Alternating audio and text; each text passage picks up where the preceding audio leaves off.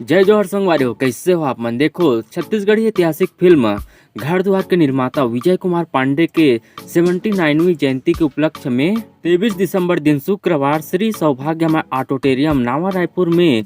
Smart cinema award के आयोजन रखे रही, जेकर ज्यूरी मेंबर के रूप में आ रही से उत्तम मंडल, फिल्मकार अनुपम वर्मा और सुधीर आजाद तांबोली। ये साल 2022 में ना 13 फिल्म के नाम आ रही से, लेकिन सबसे ज्यादा 11 अवार्ड मिली साबे चल हट कोनो देख ली छत्तीसगढ़ी मूवी ला। अब आप मन ला बताता हूँ कि कौन कौन ला काय अवार्ड मिली साबे। लाइफ टाइम अचीवमेंट के अवार्ड मिली साबे स्वश्री समरनिधि मिश्रा ला, जेकर अवार्ड ला ना ओकर परिजन मन हा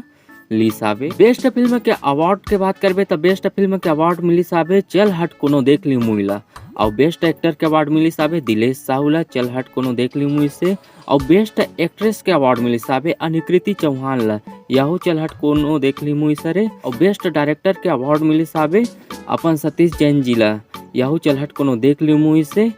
और डेब्यू डायरेक्टर के अवार्ड मिली साबे उदय कृष्ण जी ला, और साथ ही साथ मनोज वर्मा जी ला ना भूलन द मेज मूवी के लिए